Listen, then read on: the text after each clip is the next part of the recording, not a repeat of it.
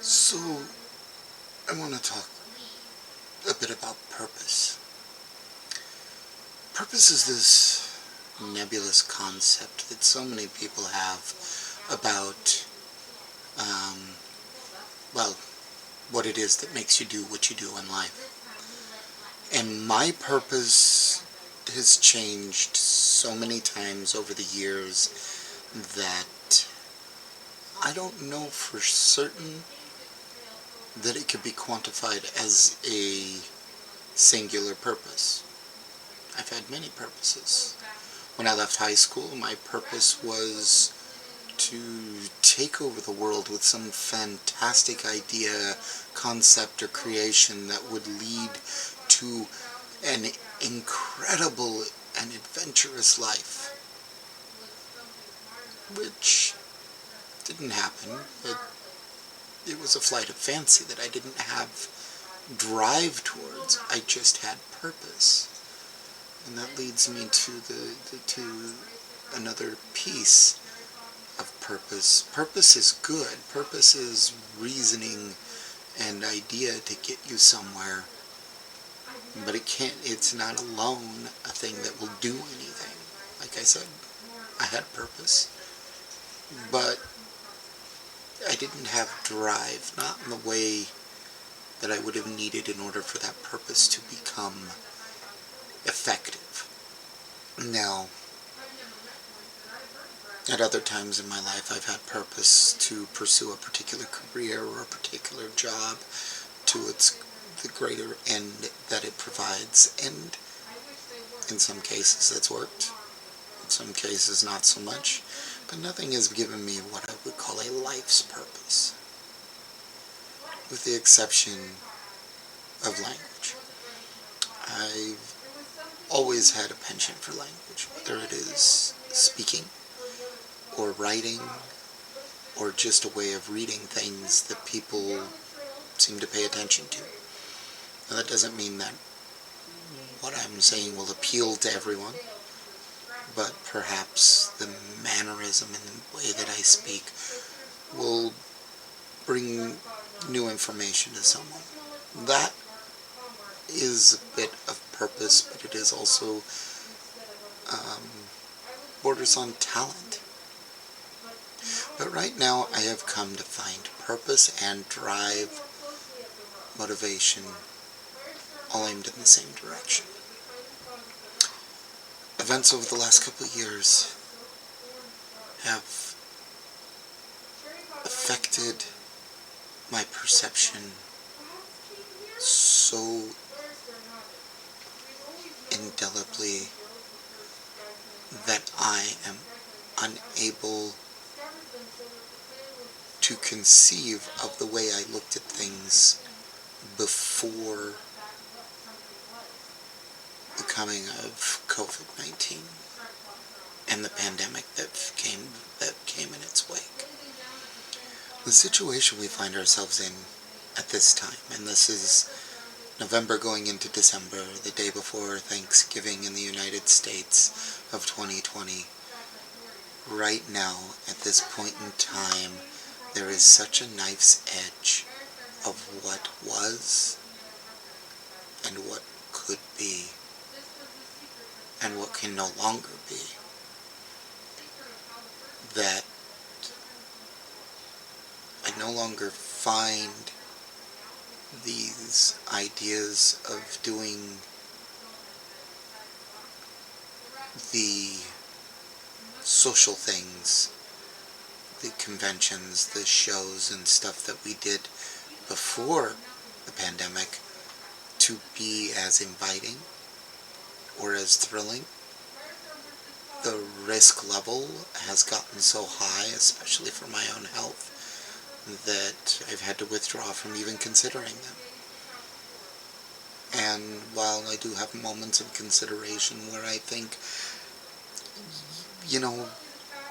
damn it all, I have to live and get out there and do something.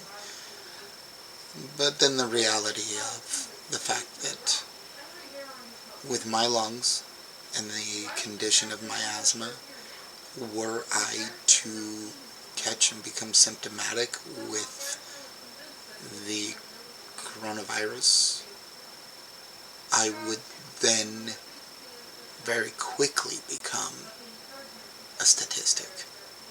I would likely be hospitalized. I would almost certainly have to be put on a ventilator. And from there, whether I survive or not seems to be a flip of a coin or a dice throw with death. So to step away from all of that, I've had to look at a re-examination of who I am and what my purpose might be. My seizures, my chronic pain, have all kind of faded into the background health-wise and taken a back seat to the one thing that has been plaguing me due to choices of my own, at least to some extent, since I was in my 20s, and that is my asthma. And with that being the case, I am learning and have developed a desire to no longer really seek out mass groups and mass occasions of company. I don't want to be around people in the way I once did.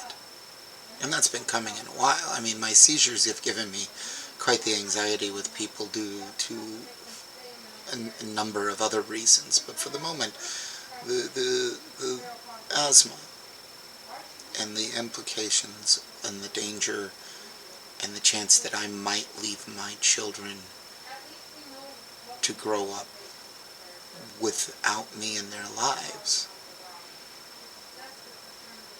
has pulled me back from the throwing caution to the wind that I might have done in another age, another time. I can't say I don't understand the people that want to, or that do disregard mask mandates and gathering limitations and just say, if I'm going to get it, I'm going to get it, or if I'm going to get it, I've already got it, or if that's, God will choose. Well, I don't have much to do with God, and whether that choice is a thing, I do understand that flippancy. But I also understand the odds and medical science well enough through researching my own conditions that I cannot abide going out amongst people at this time. But being stuck in this house, and believe me, this house is solid. It is adequate. It provides the shelter we need. We have space. We have a yard. We're not stuck in an apartment like we were. And these are good things. But it's cramped. It's not big. We have neighbors on both sides that are far closer than I have ever preferred to have neighbors. It's in a subdivision. And well, it's convenient for stores and for our basic needs, getting to pharmacies and doctor's appointments and things like that. We're in a good spot for that. However, while there are trees, and there are even some old growth and larger trees within sight, I have lost that almost constant presence of the giant trees that existed when we moved out here and came and started in Bremerton. It seemed you turn a corner in Bremerton and there was a grove of trees, or massive trees surrounding a park, or you would come around a corner and there would just be trees blocking the way between the road and all the yards or buildings nearby, and it broke things up so well that I miss that. In fact, we all do.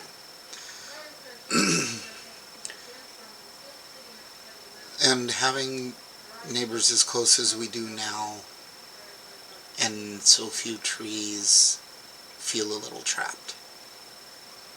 So Kelly and I came to the conclusion that we would start looking to see, well, our credit came up, we were getting COVID financial assistance, so we decided we were going to see what we could do to buy a house. We came upon a process by which, through the Department of Agriculture, we could actually buy a plot of land.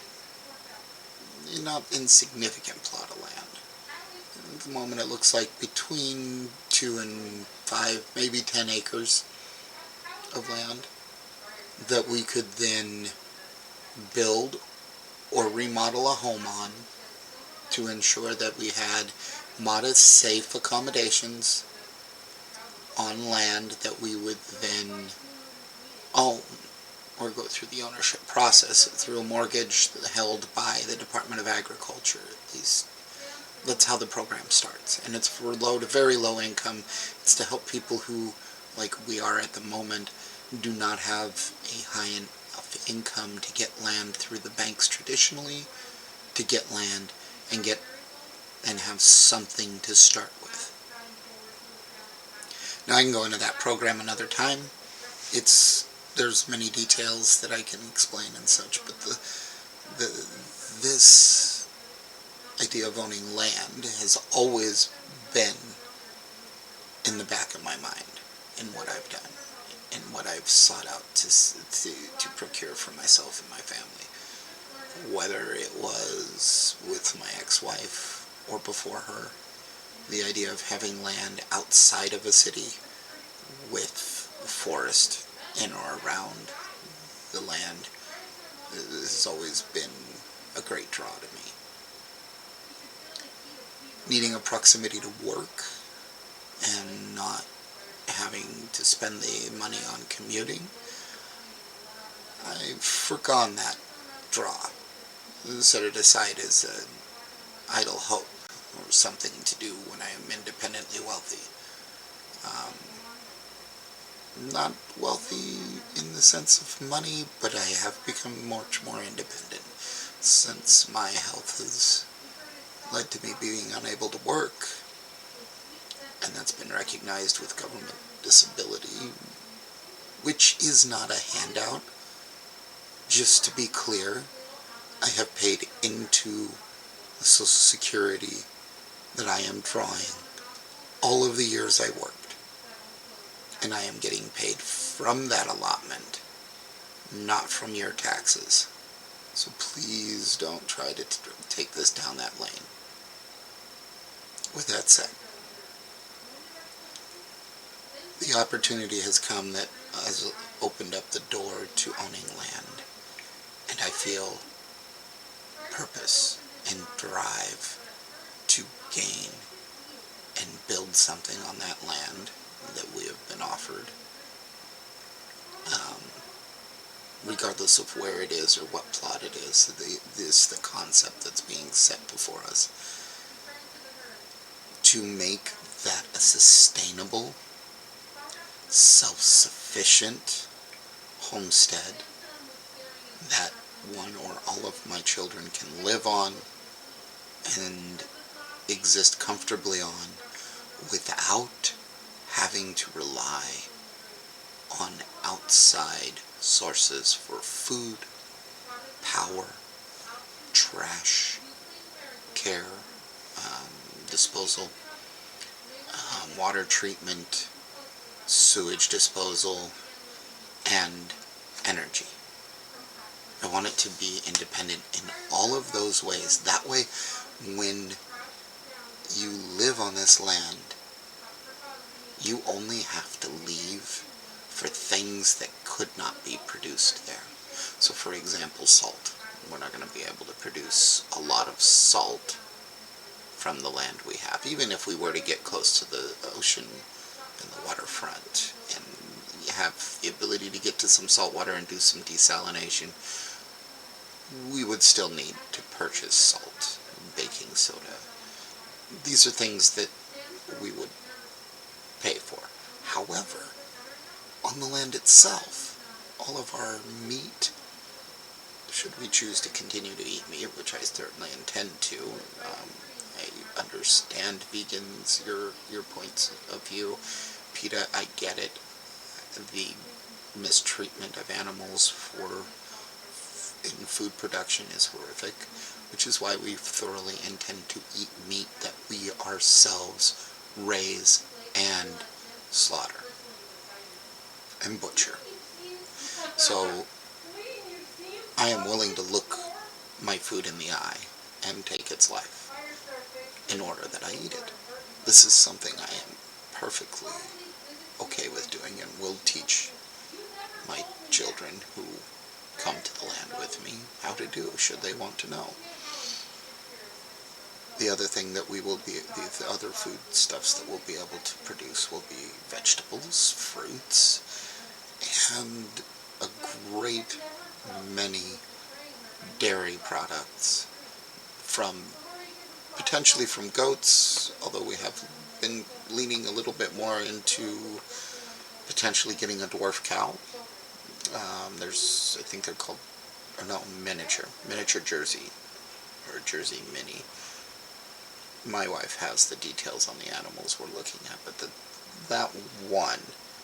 getting one of those and maintaining its cycle as a dairy cow is of interest. But goats seem to be at the forefront of our dairy desires. Rabbits and chickens for meat, as well as fertilizer, and eggs from the chickens. These are things that we very much intend to breed and raise. And then bees. Honey is such a multifaceted food, and unlike any other livestock, which I have learned that bees are livestock, it's a symbiotic food.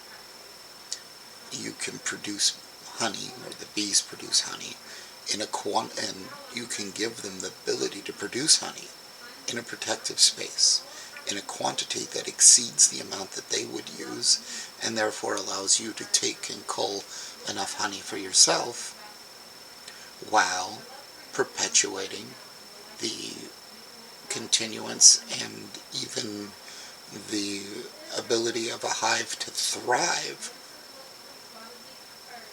under your care. And so these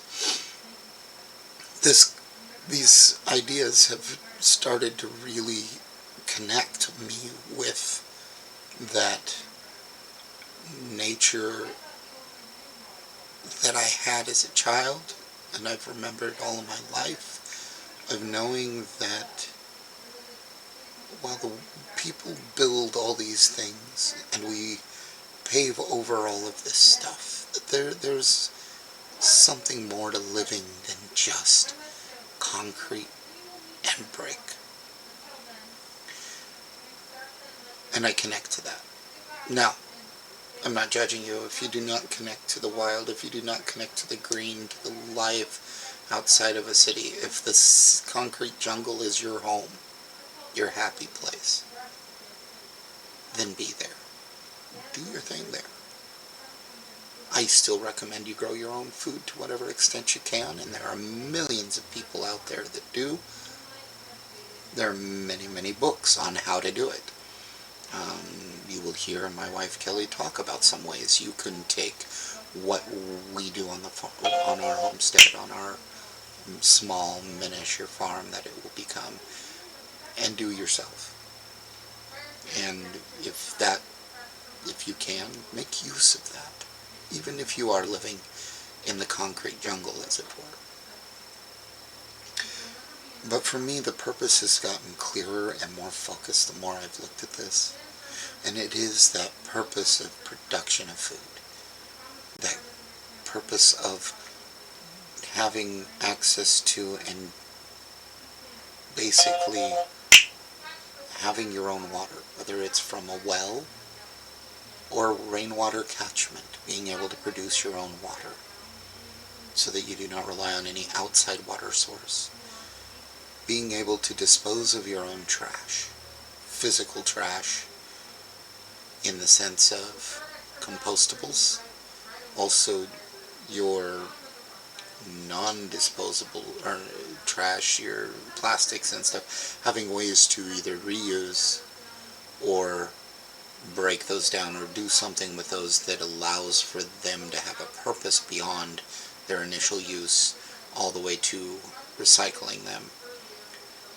Having a way to deal with sewage so that it is not this detrimental, horrible thing that just pollutes the ground and the waters all around you, rather to have it become usable in your production of food, in gardening, and through composting, and there are several different forms of septic systems that we've looked at. There are many that do bring the sewage that's going into the septic system into becoming a sewage that is organically compatible and useful. And then to be able to generate the power you need to run your modern conveniences. Because if there's one thing that I don't give up well, it's this: technology. I love computers, I always have. I have times where I hate them as well. Small note, earlier today my phone up and deleted every icon off of all of the home pages. The apps were still there, it's just like it cleared out the pages for some reason. I don't know what caused the glitch. So I had to go and fight through that. I had some fights with connectivity with my modem and such, but at the end of the day, I'm sitting here before you because of the mastery of technology. I have a camera that I can talk to, and you can see me and interact with me, or at least gain some understanding of my interactions through my body language. You'll gauge my sincerity.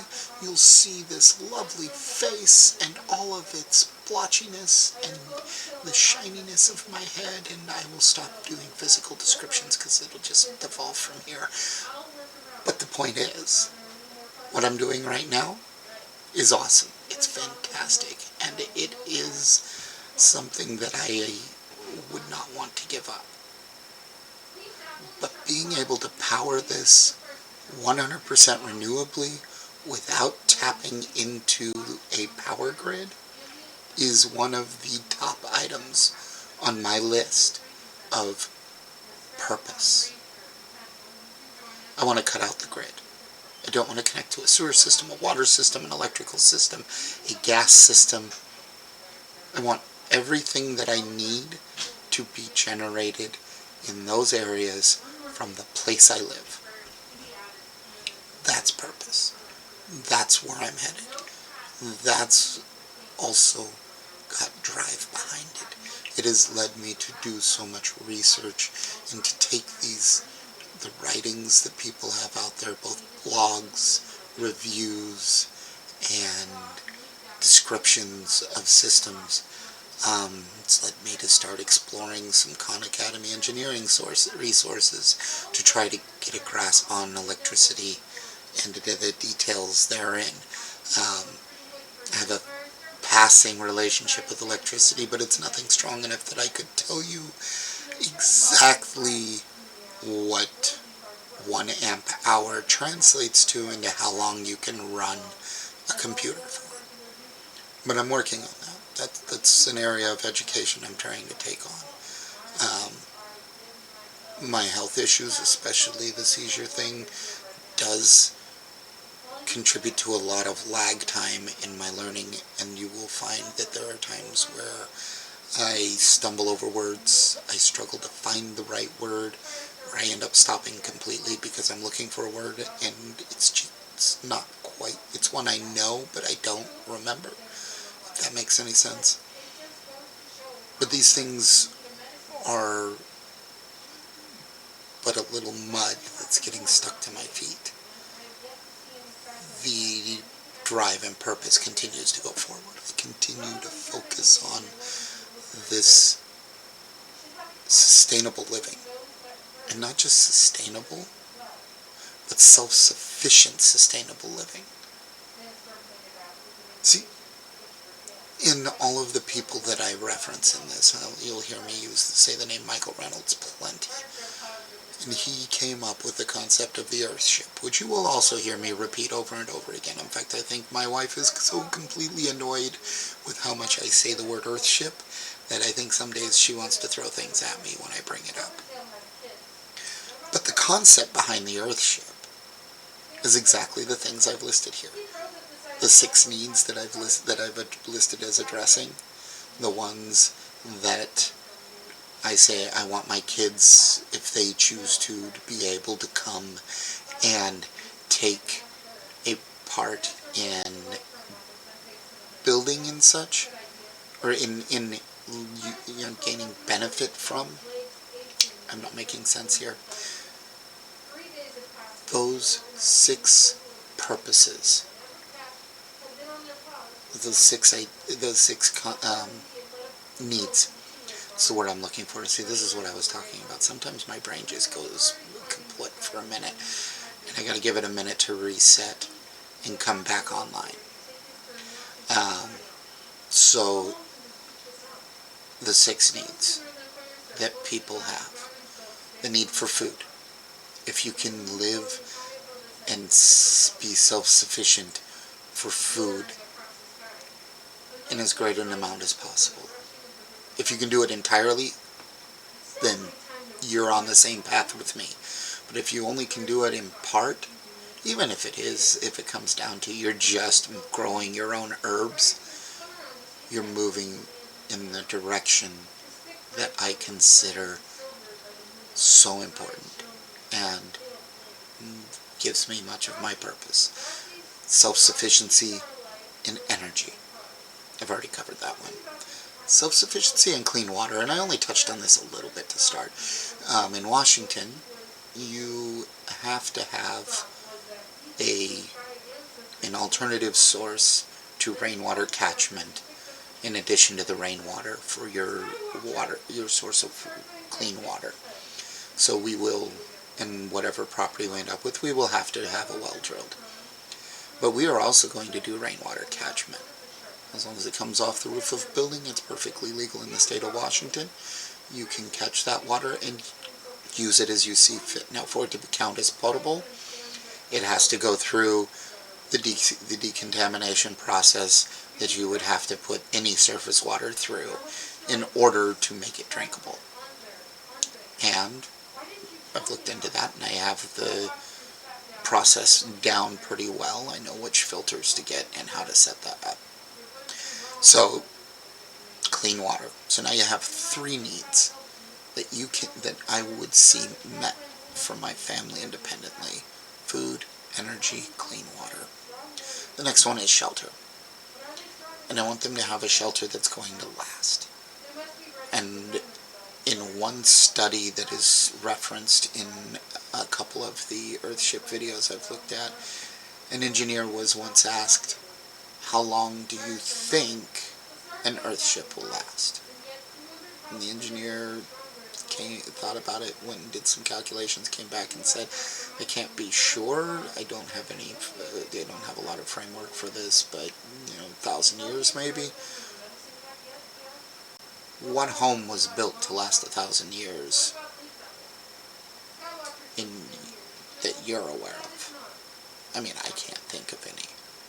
But these, in the design and the way that they're built, that is the goal, is to make these generational dwellings. For every family that moves into one of these, it could become an eternal home for that family and descendants thereof. Now, it doesn't mean it'll be big enough to house everybody. If you start breeding the city, you're going to need a city. But the concepts of the home building and the way that the home is structured and the process by which it's developed, that does last. Now, I'm not going to get into the details on the Earthship because it is only It is in consideration. If we can do an Earthship entirely through this program, then that's what we'll probably do, but we may not be able to, and so we'll have to combine whatever pieces of the Earthship we can with more traditional, more contemporary, or socially acceptable earth or construction practices, and we'll make that work. But that shelter, that's a big priority. And the shelter being made sustainably is a huge priority. The fifth and second to last of the needs that we humans really need to work on, and that is how we manage our garbage. Look, you hear about it all the time. Pollution, pollution, pollution. There's pollution in the air, there's pollution in the water, there is a giant island of pollution floating around in the Pacific Ocean that could be its own nation.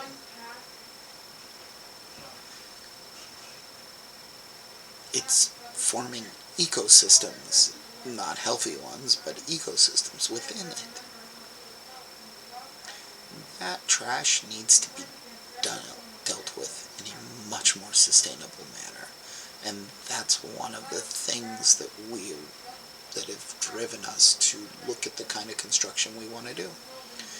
The rammed earth tire construction, the use of bottles and cans in walls and as portals for light and artwork within the building of the structure, these are things that we look to do in our home, whether it is an Earthship as their ship's designed, or whether it's some combination Earthship and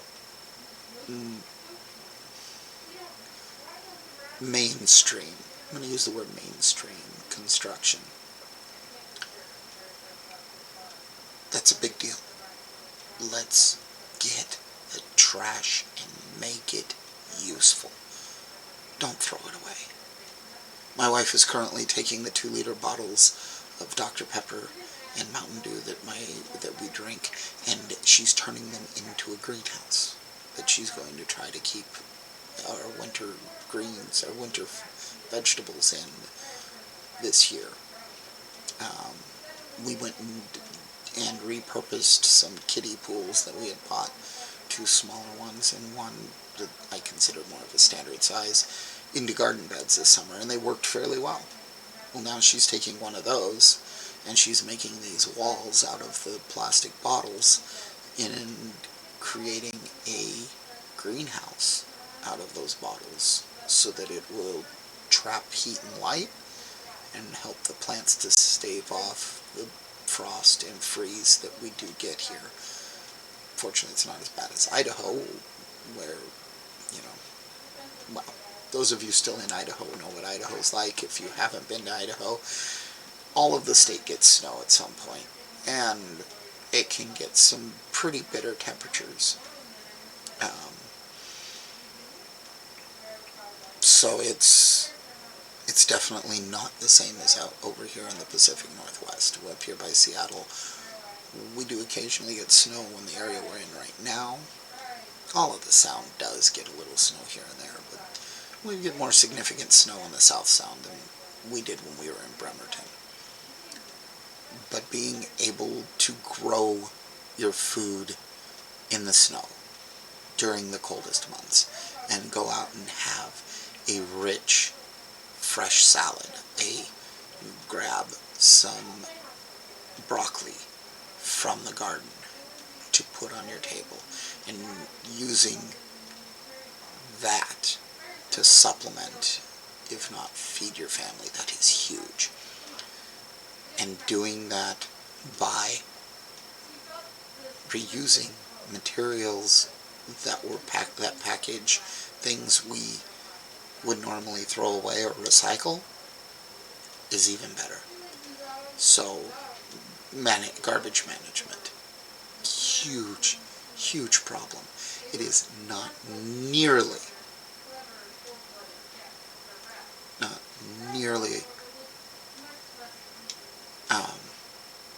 me back up. It's not addressed nearly enough. It is not addressed in strong enough terms in the daily lives of us people, of individuals. It's talked about in a global or national or even regional or even city, state, neighborhood, but it's not talked about on your home. What can you do in your home to manage your garbage production and disposal? Curbside pickup's great, and believe me, we throw away and recycle with everybody else. But every day I'm looking at what we're throwing away and asking, can that be used more productively than it would be in a landfill? And if it can, am I going to be the one to do it? And if I am not, how do I get it to someone that will do it? And if that's not practical, then it can go to the landfill. With recycling, it's the same thing. Does that go in recycling? If it does, great. But before I put it in recycling, can I use it? Can someone else use it? Can I get it to those who would use it? If not, it goes to the recycling and goes out to the curb. I'm not promoting that you store up tons of garbage in your yard, garage, storage shed, whatever. And on the maybe, I might use that. What I'm suggesting is that you take and consider each piece of trash, whether it's the package of noodles you're throwing away or the 2-liter bottle you just emptied, and ask yourself, can I do something with this? And if I can't, can someone else? And if someone else can, is it practical to get it to them? Here's the practical concept here. When I say, is it practical?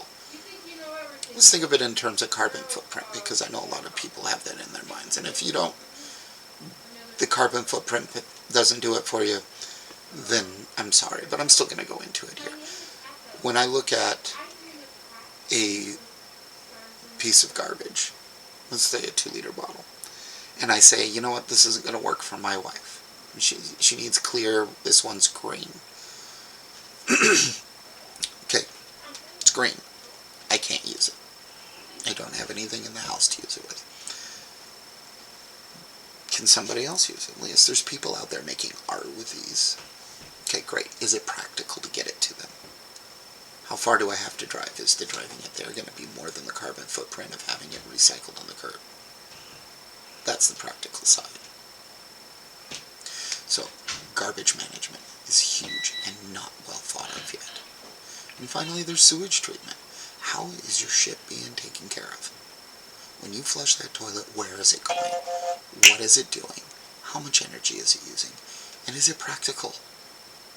Is it being treated as a chemical waste, or is it being treated as a potential organic product? For me, it's an organic product, and that's why all the plans for where we want to move, we're looking at composting toilets, septic systems that reuse the substance that's put into them, and compost it that way. So those are the things that I take into consideration that are part of this purpose and drive that I have right now. Going forward. That's purpose in a way that I haven't seen before. That's purpose that I haven't done before. And that's the purpose that I wanted to talk to